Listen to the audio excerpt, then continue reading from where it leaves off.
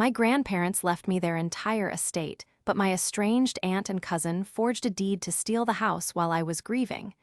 They gave me 3 days to vacate. I didn't argue, I just waited for them to walk right into a felony arrest. Before we continue today's story, we have an urgent announcement to make. Due to technical issues, we are pivoting towards another channel. Please subscribe to our new channel, Kin and Karma.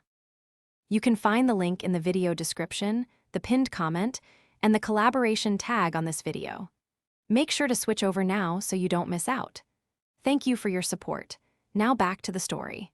The silence in the lawyer's office was so heavy it felt like a physical weight pressing down on my chest. It was a sterile, mahogany-paneled room that smelled faintly of old paper and lemon polish, a scent that usually brought me comfort in my line of work as an archivist. But today, it only made me nauseous.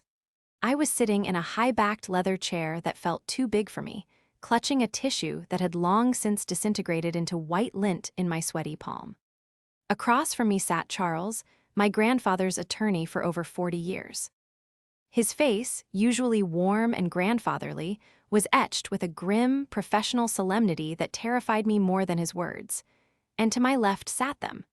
My Aunt Elizabeth and her son, my cousin Mason. Elizabeth was checking her reflection in the screen of her phone, adjusting a stray lock of her overly processed blonde hair. She was wearing a black dress that cost more than my car, yet she looked bored. Mason, slumped in his chair with the posture of a teenager despite being 25, was audibly chewing gum. He looked like he'd rather be anywhere else, tapping away at his phone, the soft click-click-click of his typing cutting through the silence like a jagged knife. As I was saying, Charles continued, his voice steady but carrying a distinct edge of steel directed at my aunt. The last will and testament of Arthur and Rose is quite specific. It supersedes all previous drafts. Just get to the numbers, Charles, Elizabeth interrupted, snapping her phone case shut. We all know Dad had money. We know the house is worth at least 1.4.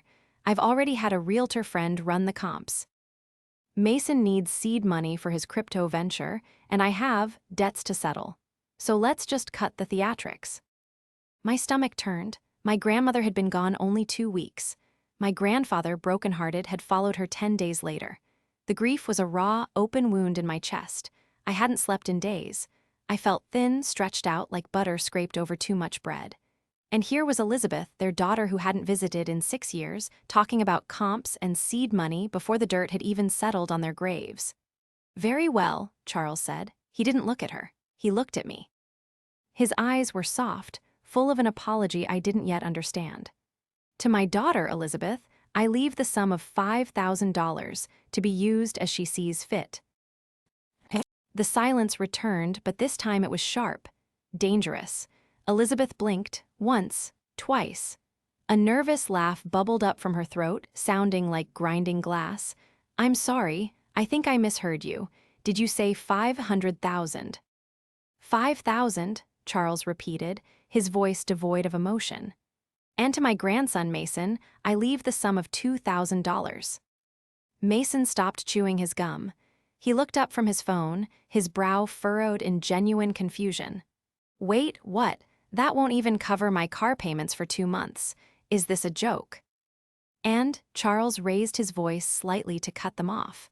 To my granddaughter, Emma, who cared for us in our final years with no expectation of reward, I leave the remainder of my estate.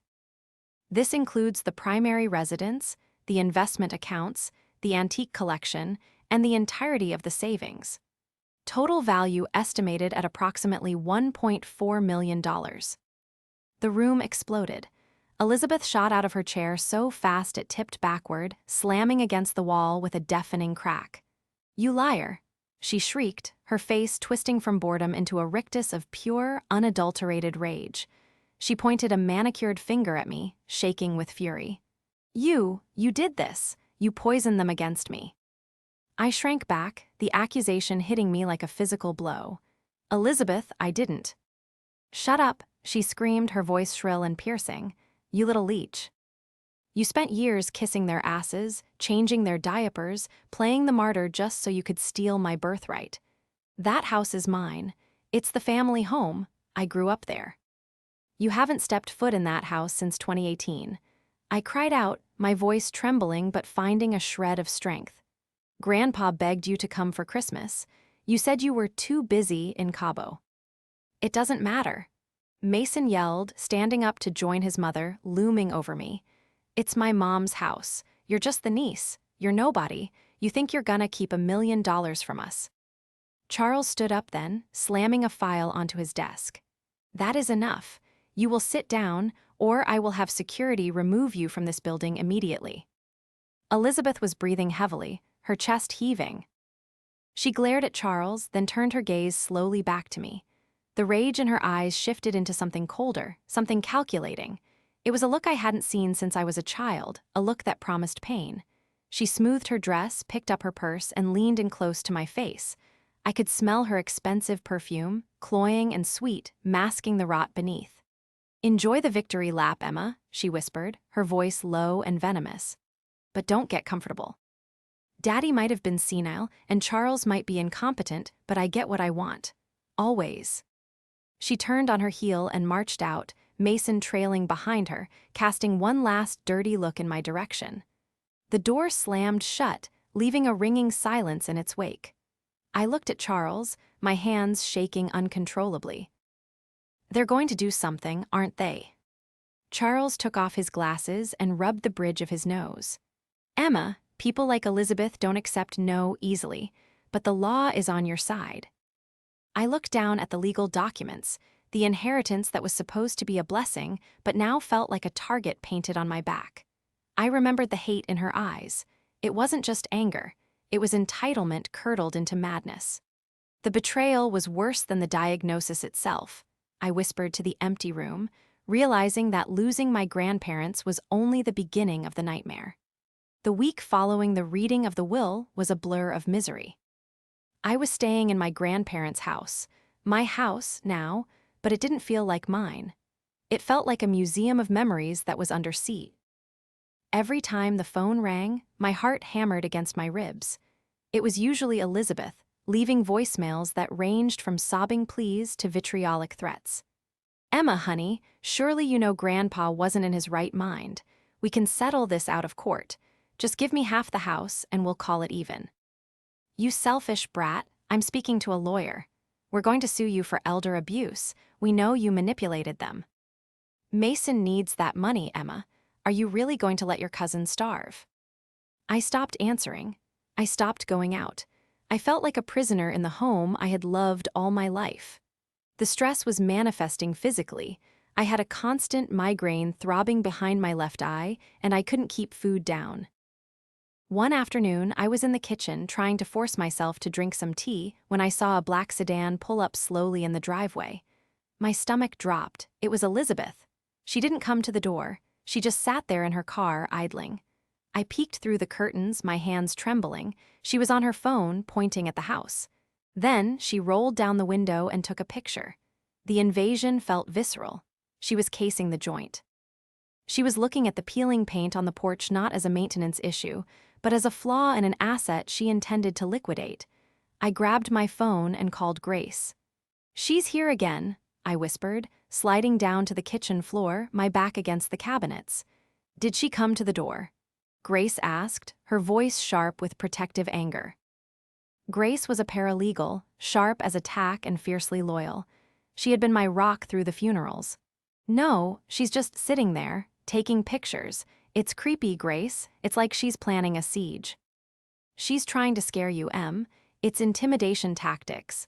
Don't let her win. Remember what Charles said. I know, I said, picking at a loose thread on my sweater. But Charles is a lawyer. He thinks in terms of filings and motions. Elizabeth thinks in terms of war. You didn't see her face in that office. Listen to me, Grace said firmly. You need to protect yourself, not just physically, but legally. Beyond just the will, have you thought about what we discussed, the trust? I hesitated. Charles mentioned it, an irrevocable trust. He said it would lock everything down so tight that even if they sued me into oblivion, they couldn't touch the assets. Do it, Grace urged. Do it yesterday. Elizabeth is sloppy, but she's persistent. If she finds a loophole, she'll pry it open with a crowbar. You need to make this estate bulletproof." I looked out the window again. Elizabeth's car was pulling away, but as she did, she slowed down and looked directly at the window where I was hiding. I swore she smiled. It was a predatory, knowing smile. "I'm going to Charles's office tomorrow morning," I told Grace, a newfound resolve hardening in my chest. "I'm not just going to inherit this house. I'm going to bury it in so much legal armor she'll break her teeth trying to bite it." The next morning, I sat across from Charles again. I looked terrible, dark circles under my eyes, hair thrown into a messy bun, but my mind was clear. "I want to move everything," I said, cutting straight to the chase. "The house, the accounts, the portfolio, everything into the trust, the Arthur and Rose Memorial Trust.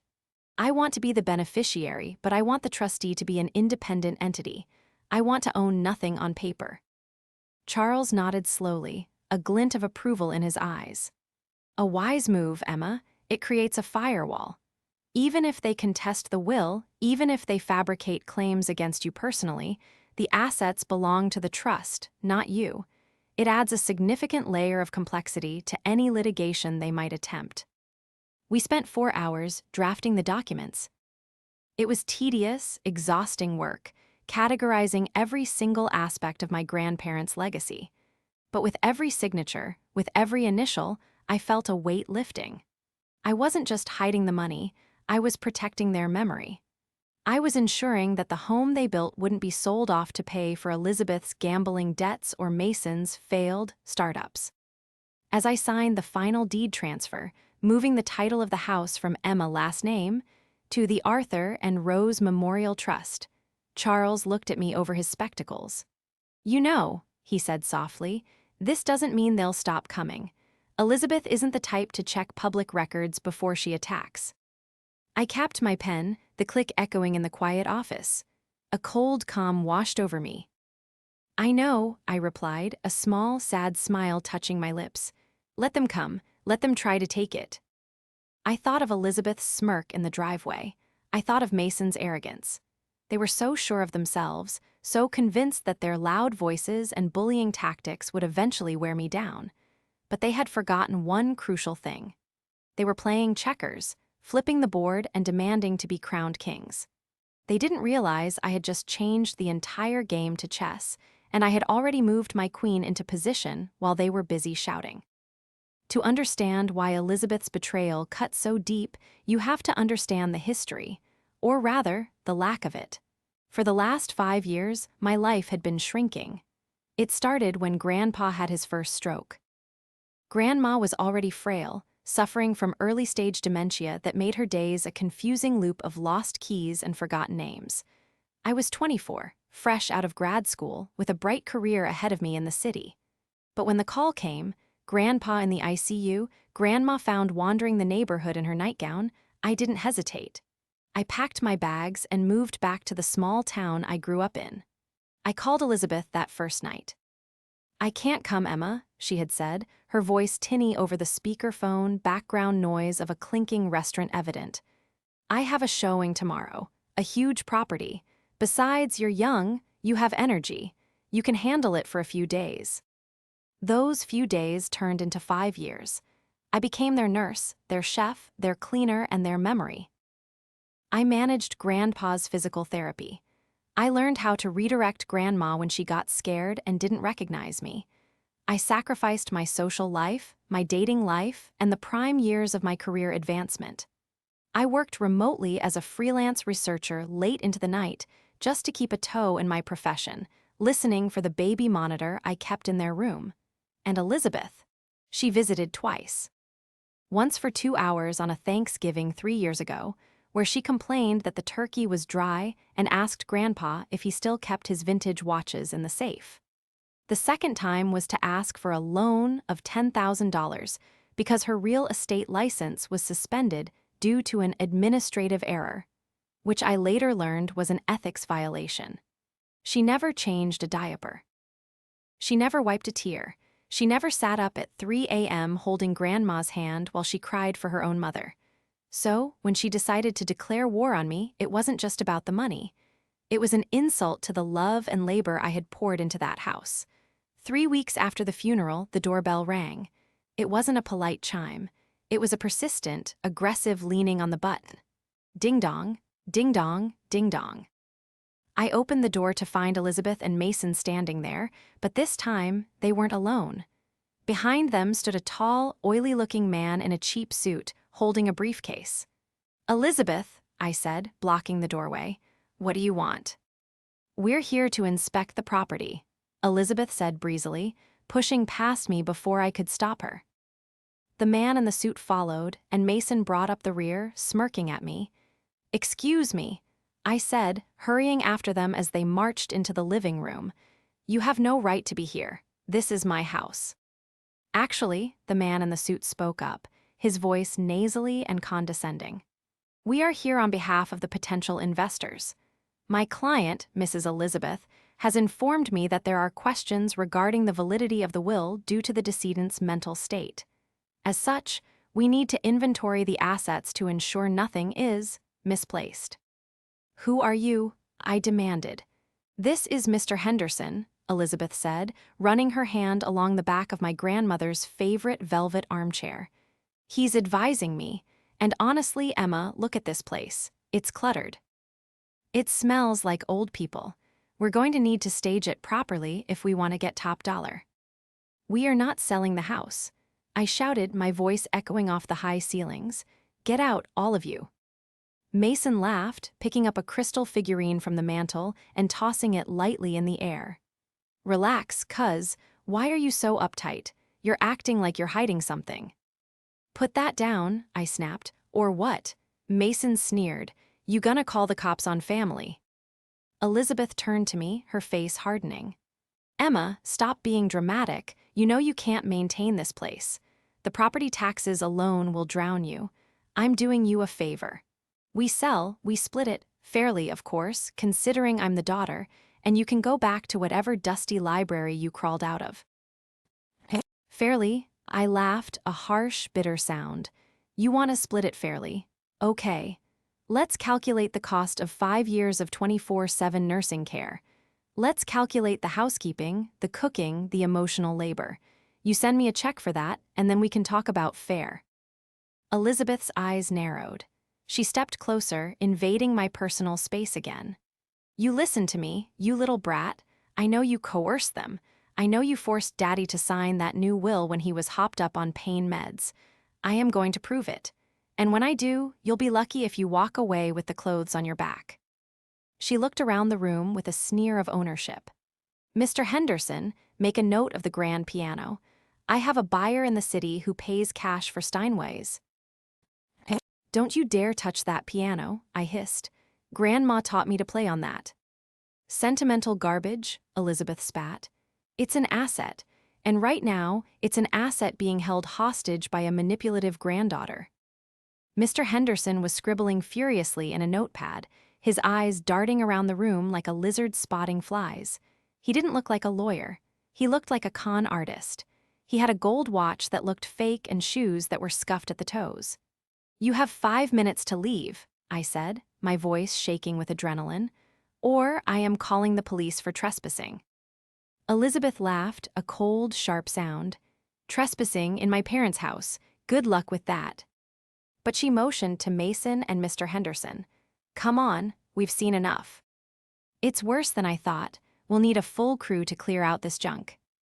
As they walked out, Mason bumped my shoulder hard, knocking me back a step. "Better start packing, Emma. Clock's ticking." I watched them leave, my heart pounding in my ears. They weren't just fishing for money anymore. They were planning a takeover. Mr. Henderson was clearly not a legitimate lawyer, which meant they were looking for loopholes outside the law. I locked the door and leaned my forehead against the cool wood. They thought they were dealing with the quiet, submissive Emma who just wanted everyone to get along. They didn't realize that the grief had burned that version of me away. I pulled out my phone and dialed Charles. "They brought a consultant to the house," I said as soon as he answered. "They're inventorying items to sell." "Stay calm, Emma," Charles said. "The trust is active, the deed is recorded. Let them posture. They can't sell what they don't own." "I know," I said, watching Elizabeth's car disappear down the street. "But they don't know that yet, and I have a feeling they're about to try something stupid." I didn't know how right I was. The invasion of my home by Elizabeth and her consultant wasn't just an annoyance, it was a declaration of intent. My hands were still trembling an hour after they left, not from fear, but from a cold, simmering rage that was beginning to solidify in my gut. I didn't sit down. I didn't cry. I walked straight into my grandfather's study, the room that smelled of pipe tobacco and old leather, and sat at his heavy oak desk. This was where he had managed his affairs for 50 years. It was where he had taught me to balance a checkbook, where he had shown me the importance of meticulous record-keeping. "Okay, Grandpa," I whispered to the empty room. "Show me what I need." I opened my laptop and started digging. My profession as an archivist wasn't just about dusting off old books. It was about finding patterns in chaos, about tracing ownership through centuries of obfuscation, about verifying authenticity. I knew how to navigate public records better than most lawyers. First, I looked up Mr. Henderson. I had caught a glimpse of his business card when he flashed it: Henderson and Associates, Asset Recovery. A quick search on the state's business registry showed the LLC had been formed 3 weeks ago. The registered agent was a P.O. box in a strip mall 3 towns over. No website, no reviews, just a shell company. Strike one. Next, I looked up Elizabeth's realtor friend she had mentioned. I remembered the name from a voicemail, Karen something. I searched Elizabeth's social media friends list. Karen Miller. Licensed realtor, yes, but her license was currently suspended for failure to disclose property defects. Strike two, then I went deeper. I pulled up the county property records for the house. The deed transfer to the Arthur and Rose Memorial Trust had been recorded that morning. It was official. The house wasn't mine.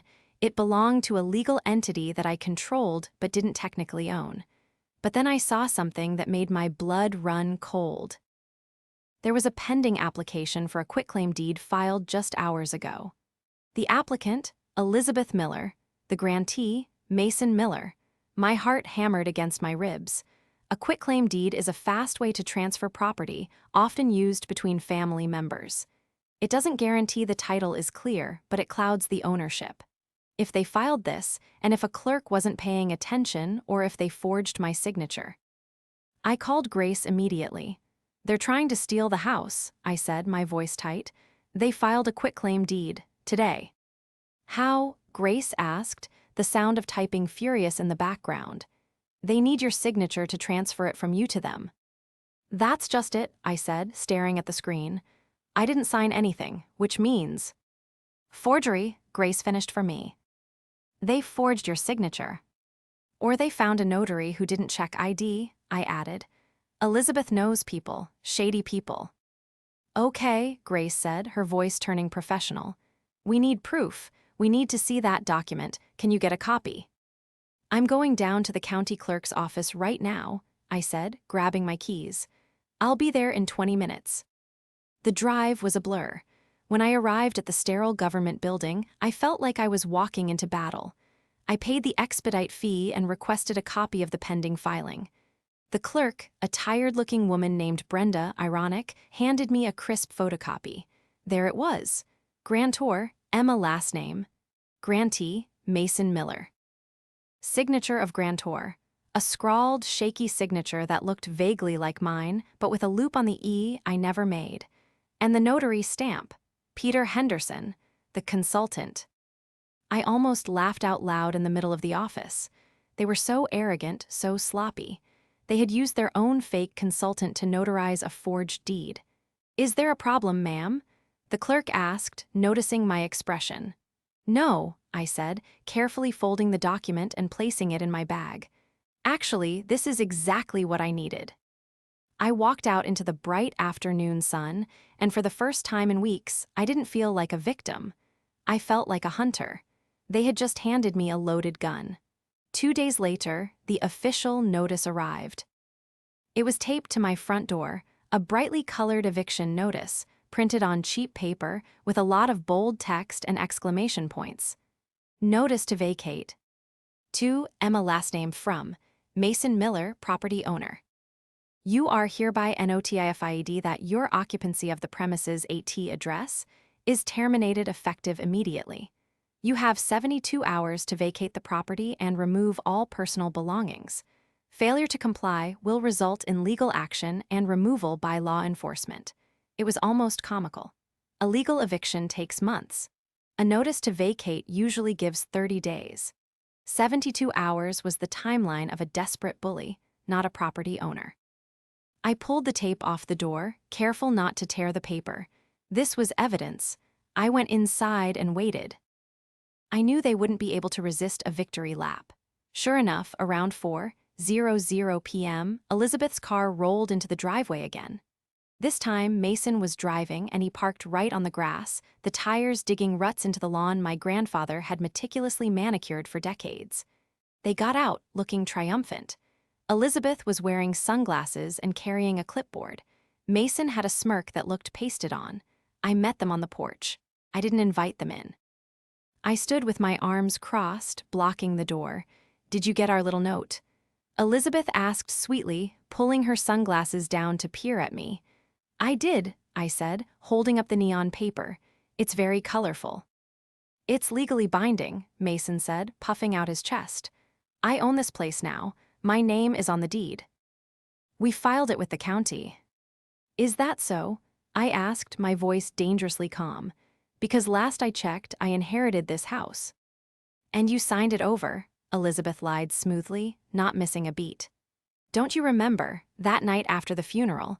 You were so distraught, so overwhelmed. You said you didn't want the burden. You signed the quitclaim deed right at the kitchen table." I stared at her, genuinely amazed by the audacity. "You are insane," I said quietly. "I never signed anything." "Memory is a tricky thing when you're grieving, honey," Elizabeth said, her voice dripping with fake sympathy. "But Mr. Henderson notarized it. We have the witnesses. It's done, you're out." "By Friday," Mason added, checking his watch as if he had somewhere better to be. "Noon." "We're changing the locks then." "You really think I'd let that happen?" I asked, allowing a small, cold smile to touch my lips. "You really think I'm that stupid?" Elizabeth's smile faltered for a fraction of a second. "Excuse me." "You filed a fraudulent deed," I said, stepping closer. "With a forged signature, notarized by a man who isn't even a licensed notary in this state," I checked. "Peter Henderson's commission expired in 2019 in Ohio. He doesn't exist here." Elizabeth's face went pale beneath her makeup. Mason took a step back, his bravado flickering. "You're lying," Mason stammered. "He's a professional." "He's a con artist," I corrected. "And so are you. Do you know what the penalty is for filing a false instrument with a government office? It's a felony, Mason. Up to 5 years in prison." "You can't prove anything." Elizabeth shrieked, her composure cracking. "It's your word against ours. We have the document." "I have the document too," I said. "And I have handwriting experts ready to testify that the signature is a clumsy forgery.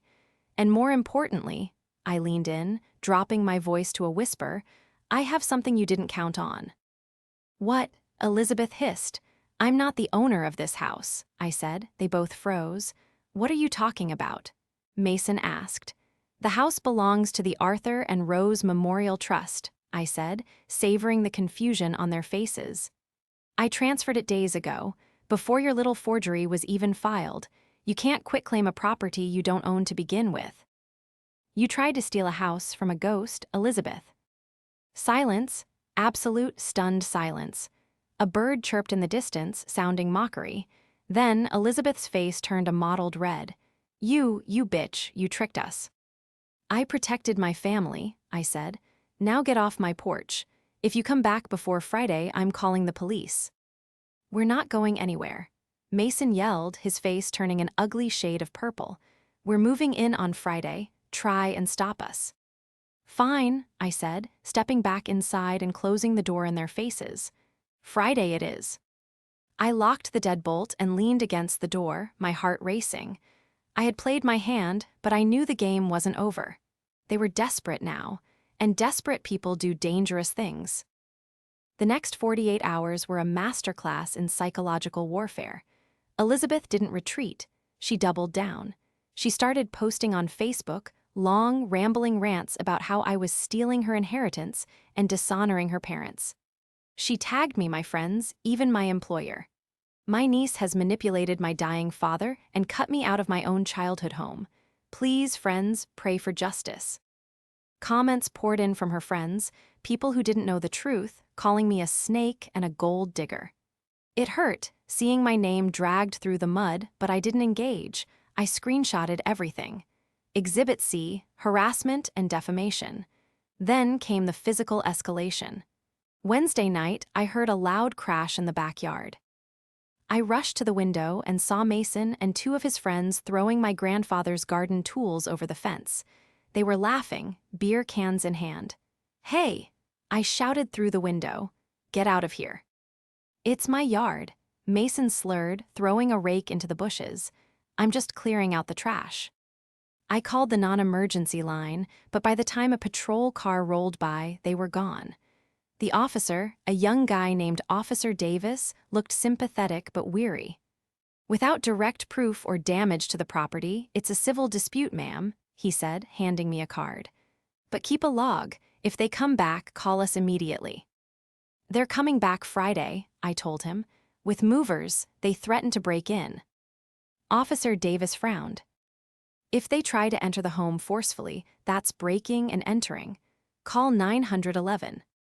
I nodded. "I will." Thursday was the eye of the storm.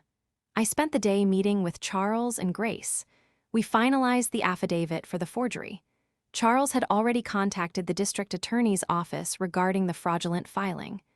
"They've dug their own grave," Charles said, looking over the forged deed. "This is open and shut fraud, but we need them to actually attempt the eviction to nail them for the full intent. So I have to let them come."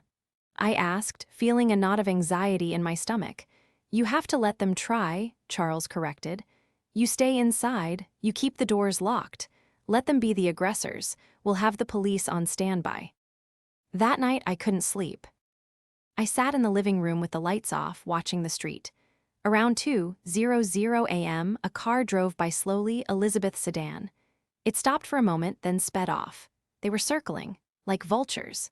Friday morning dawned gray and overcast. The air felt heavy, charged with electricity. I dressed in simple clothes, jeans, and a sweater, and made a pot of coffee. I sat on the porch swing, a mug in my hand, and waited. At 11:55 a.m., a large moving truck rumbled down the street. My heart skipped a beat. They had actually hired movers. They were that delusional. Behind the truck was Elizabeth's car, and behind that, Mason's beat-up Honda. It was a convoy, an invasion force. The truck parked in front of the house, blocking the driveway. Two burly men in coveralls jumped out. Elizabeth and Mason emerged from their cars, looking victorious. Elizabeth was wearing a bright red power suit, as if she were closing a business deal. Mason was filming on his phone, likely for his followers. "All right, boys," Elizabeth shouted, clapping her hands. "Start with the living room furniture. Everything goes to the storage unit." The movers looked at me sitting on the porch, then at Elizabeth. One of them hesitated. "Ma'am, someone is sitting there." "Ignore her," Elizabeth said loudly. "She's leaving right now." She marched up the walkway, her heels clicking on the pavement like gunshots. Mason followed, still filming. "Time up, Emma." Mason called out, "Pack your bags." I didn't move. I took a sip of my coffee. "You're trespassing," I said calmly. "I own this house." Mason yelled, waving a piece of paper, the forged deed. "I have the deed right here. Now get out of my way before I physically remove you." "Touch me and you go to jail for assault," I said, my voice steady despite my racing heart. Elizabeth stepped up onto the first step of the porch. "Don't tempt him. Just give us the keys, Emma. It's over. You lost." "Did I asked, "or did you just walk into a trap?" I pulled my phone out of my pocket and pressed a single button. "Officer Davis." I said into the receiver, loud enough for them to hear. "They're here. They're attempting to break in." Elizabeth's eyes went wide. She looked over her shoulder. From the end of the block, two police cruisers that had been parked just out of sight turned on their lights. No sirens, just the silent, flashing blue and red lights of consequences arriving. The movers saw the cops first. "Whoa, lady," one of them said, backing away from the truck. "You said this was a standard move-out. We don't do domestic disputes." "It's not a dispute," Elizabeth screeched, pointing at me. "She's squatting, arrest her." The cruisers pulled up to the curb, blocking the moving truck in. Officer Davis stepped out, along with 3 other officers. "Everyone stay where you are," Officer Davis commanded. Mason lowered his phone, his face draining of color. "Mom, what's going on?" "Nothing," Elizabeth snapped. "They're here to help us kick her out." She turned to the officers with her best fake smile. "Officers, thank goodness you're here. My niece is refusing to vacate my son's property. We have the deed right here." She thrust the forged paper at Officer Davis. He didn't take it. He just looked at her, his expression unreadable. "Elizabeth Miller?" he asked. "Yes," she beamed. "That's me." "And Mason Miller." "Yeah," Mason said, his voice cracking. Officer Davis pulled a folded warrant from his vest. "You're both under arrest for forgery, filing a false instrument, and attempted grand larceny." The smile fell off Elizabeth's face so fast it was almost audible. "What?" she whispered. "Turn around and place your hands behind your back," Officer Davis said, reaching for his cuffs. "No," Elizabeth screamed, backing away. "This is a mistake. She's lying. That's my house. My daddy built it." Mason tried to run. He actually turned and bolted toward the backyard. But another officer was already there, tackling him onto the perfectly manicured lawn my grandfather loved so much. "Mom," Mason yelled as he was handcuffed. "You said this was legal. You said Henderson fixed it." "Shut up, Mason." Elizabeth shrieked as Officer Davis spun her around and clicked the cuffs onto her wrists. I stood up from the porch swing. I walked to the railing and looked down at them. Elizabeth looked up at me, her hair disheveled, her expensive suit twisted. Her eyes were wild with fear and hatred. "You did this." She spat. "You ungrateful little witch." "No, Aunt Elizabeth," I said softly. "You did this. You got greedy, you got sloppy, and you forgot that Grandpa didn't raise a fool." I held up the certified copy of the trust document. "The house has been in a trust since Tuesday," I said. "You tried to steal something that didn't exist." The realization hit her like a physical blow. She slumped in the officer's grip, defeated. The movers were already closing the back of their truck. "We're out of here," the driver yelled, jumping into the cab. "Keep the deposit, lady." I watched as they were loaded into the back of the police cars. Mason was crying. Elizabeth was staring blankly ahead, her world crumbling around her. As the cars drove away, the silence returned to the neighborhood. But this time, it wasn't heavy. It was peaceful. I took a deep breath of the cool air. The siege was over. The aftermath of their arrest was not the quiet end I had hoped for. Instead, it was a thunderclap that echoed through our small community. News travels fast in a town like ours, especially when police cars are involved in a high-profile eviction. But the true climax wasn't the arrest itself. It was the legal reckoning that followed, and the final, public dismantling of Elizabeth's facade. 3 days after the arrest, I received a call from Charles. "They've made bail," he said, his voice grim. Elizabeth put up her car, and I suspect Mason dipped into whatever crypto funds he had left. "They're out." My stomach tightened. "Are they coming back here?" "The restraining order is in effect," Charles assured me. "If they step within 500 feet of the property, they go straight back to jail, do not pass go. But Emma, Elizabeth isn't done. She's called a family meeting. She's rallying the extended relatives. She's claiming you framed her, that the trust documents are forgeries you created to steal the house after she legally claimed it." "She's delusional," I said, pacing my living room. "She's desperate," Charles corrected. "And she's persuasive. She's hosting a dinner tonight at that Italian place on Main Street. She's invited your cousins, your great-aunt, everyone. She intends to spin a narrative that paints you as the villain before the court date." I stopped pacing. I looked at the photo of my grandparents on the mantel, Grandpa in his fishing hat, Grandma laughing at something he said. They hated conflict. They hated gossip, but they hated lies even more. "Let her have her dinner," I said, a cold resolve settling over me. I'll be there.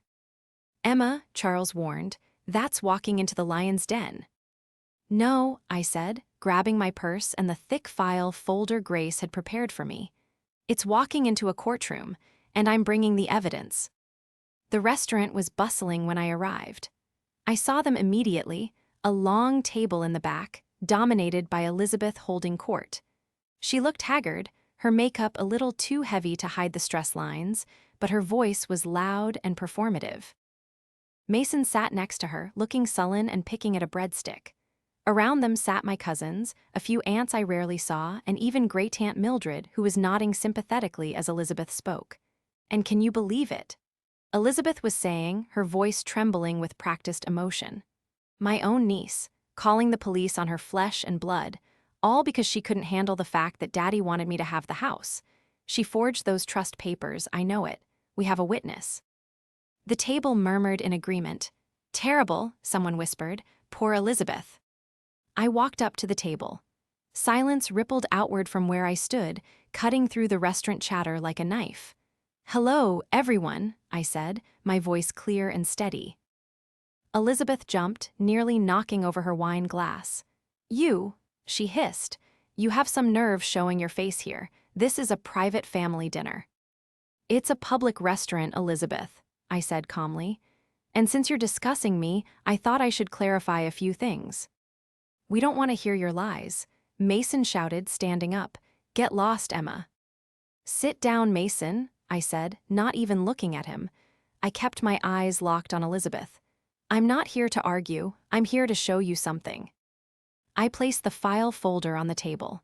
What is this? Great-Aunt Mildred asked, peering at it through her thick glasses. That, I said, opening the folder, is the report from the forensic document examiner regarding the quitclaim deed you filed, Elizabeth. It confirms, with 99% certainty, that the signature Emma last name was not written by me. Elizabeth scoffed, though her hand trembled as she reached for her wine. You paid someone to say that. I also have this, I continued, pulling out another sheet. A sworn affidavit from the real Peter Henderson in Ohio. He states he has never been to this state, never met you, and certainly never notarized a deed for you. He's suing you for identity theft. Gasps went around the table. My cousin Sarah picked up the paper, her eyes widening.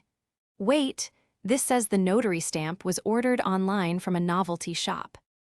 And finally, I said, pulling out the piece de resistance, a printout of a text conversation. This is a transcript of texts between Mason and his friend who works at the print shop. Date, 3 days before the eviction attempt. Mason asks, hey bro, can you make a deed look official if I send you the template? Mom needs it for the house. Mason turned white. He looked at his mother, panic in his eyes. Mom, you said you deleted those. The room went dead silent. Even the waiters stopped moving. Elizabeth stared at the transcript, her mouth opening and closing like a fish out of water. The narrative she had been spinning for hours, for weeks, collapsed in an instant. It was a misunderstanding. Elizabeth stammered, looking around the table for support. We were just trying to expedite things. Daddy wanted me to have the house. Emma manipulated him. Arthur didn't want you anywhere near that house, Liz, Great-Aunt Mildred said sharply, her voice cutting through the excuses. He told me himself last Christmas. He said you only called when you needed money. He said Emma was the only one who cared about them, not their wallet. Elizabeth looked at her aunt, stunned. That's not true, he loved me. He loved you, I said softly, but he didn't trust you. And this, I gestured to the pile of incriminating documents, is exactly why. I looked around the table. The sympathy had evaporated. In its place was shock, disgust, and pity. My cousins were looking at their phones, avoiding eye contact. Great-Aunt Mildred was shaking her head in disappointment. I'm pressing charges for the forgery and the attempted fraud, I announced to the table. The police already have copies of all of this. I just wanted you to hear the truth from me, not the fairy tale Elizabeth has been selling you. I turned to leave, but Elizabeth stood up, her chair screeching against the floor. You think you've won. She screamed, her voice cracking, tears streaming down her face. Real tears this time, tears of rage and humiliation. You think because you have some papers you're better than me. You're nothing. You're a lonely, pathetic spinster just like your grandmother. My grandmother, I said, turning back to face her one last time, was a woman of integrity. She built a life of love and respect. You have nothing but debt and lies. I looked at Mason. And Mason, I suggest you get a public defender. The friend at the print shop just cut a deal with the DA. Mason dropped his head into his hands. Elizabeth stood frozen, surrounded by the wreckage of her own making. The entire restaurant was watching her. I walked out into the cool night air. I didn't feel triumphant. I didn't feel happy. I felt clean. The poison had been drawn out. The truth was out in the open. The legal proceedings that followed were swift and brutal. Faced with the mountain of evidence, the forensic report, the text messages, the fake notary stamp, Elizabeth's lawyer advised her to take a plea deal. She pleaded guilty to 1 count of forgery and 1 count of attempted grand larceny. She was sentenced to 3 years of probation, 500 hours of community service, and ordered to pay restitution for my legal fees.